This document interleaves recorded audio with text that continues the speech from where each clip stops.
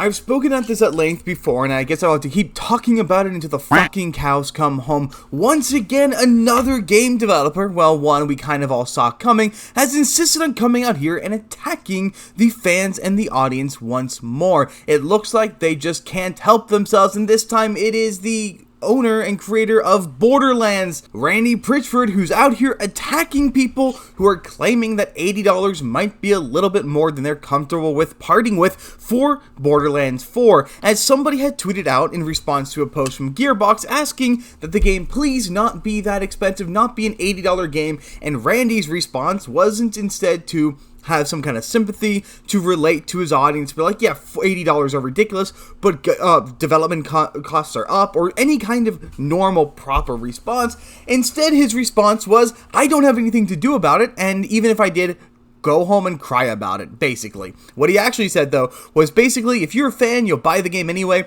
and suck it up, Buttercup, because when I was a kid, when I was 20 years old, in the 1990s, I too was buying $80 games. And I don't know about you, but that feels a little out of touch to me. And it's something that just echoes thoroughly across the gaming industry, and it's just a sad state of affairs where it's every single studio is being housed just like this. So before we go any further, like, subscribe, and let's get into this. Now, coming from the gamer, if you're a real fan, you'll make it happen. Randy Pitchford has a message for fans worrying about the price of Borderlands 4. You know, I'm not even shocked that Randy Pitchford has such an extreme, out-of-pocket and out-of-reality response to this kind of criticism. As the CEO of Gearbox, he himself has been responsible for a lot of terrible choices. Case in point, one of my favorite games just to grind, Risk of Rain 2. He acquired the Risk of Rain franchise and they ran it into the ground with Risk of Rain, then releasing an update that's so bad, so horribly balanced, so unbeatable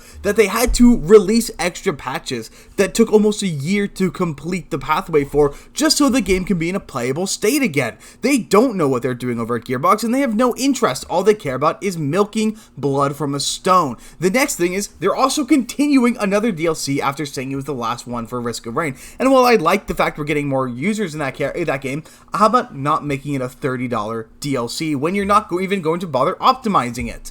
And that's not all that Randy Pitchford has done in the past. He's guilty of making false copyright claims, for attacking creators online. He apparently has animal cruelty charges under his belt. So it's no shocker whatsoever that he's so out of touch, so AAA brain dead that he can't imagine resonating with his audience. Now, this all kicked up because he decided to reply to a tweet from the Gearbox boss in which Pitchford was celebrating Borderlands 4 coming to the Nintendo Switch 2.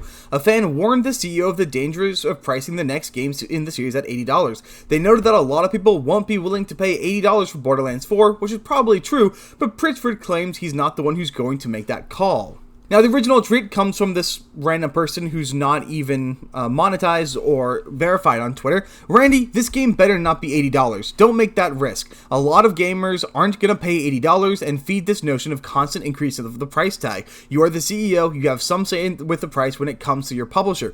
Now, Randy, in his absolute wisdom, responds with, "Hey, not my call." Beautiful. Perfect. Exactly what you should say. It's not my call. I don't get to decide the pricing. It's above my head, or it's a part of other departments. I don't get to say it. Great. End your statement, right? No. B, if you're a real fan, you'll find a way to make it happen. My local game store had Starflight for the Sega Genesis for $80 in 1991 when I was just out of high school working minimum wage at an ice cream parlor in Pismo Beach, and I found a way to make it happen.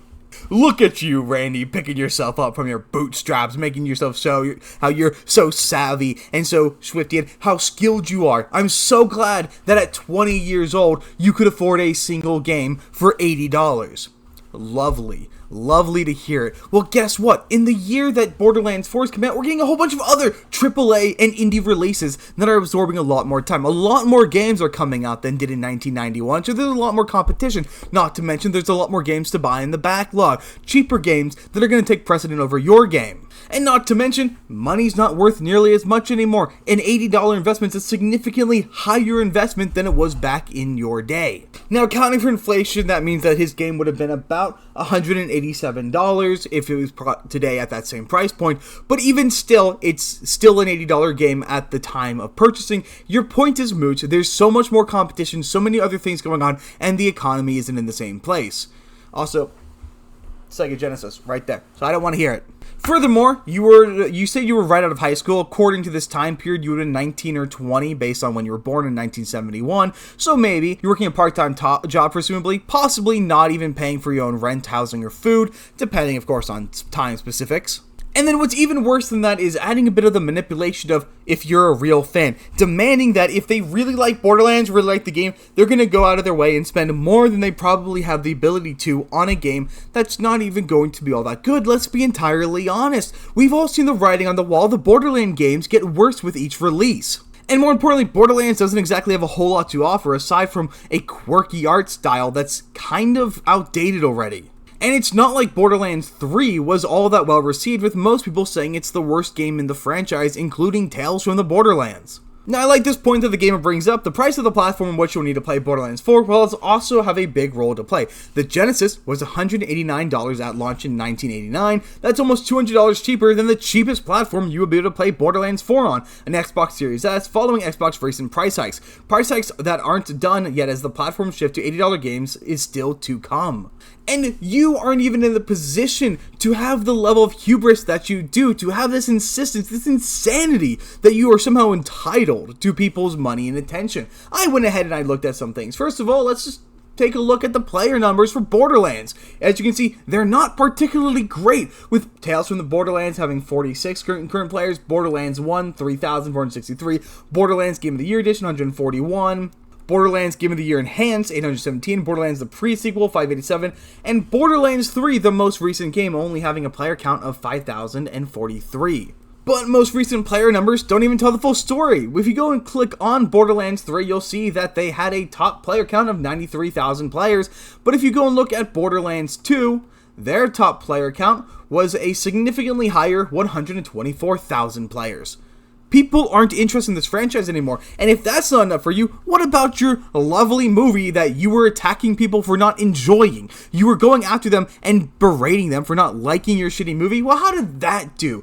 Based on an approximate budget of $110 to $120 million, the movie made a worldwide gross of $33 million.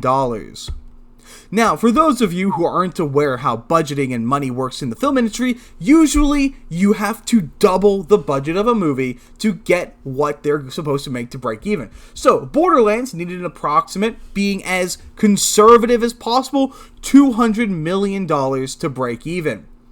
They made 33. Yes, your franchise is so well sought after that people are going to make it work. People are that big of a fan of your game to make it work to pay $80 on a game that won't offer anything of value above $60.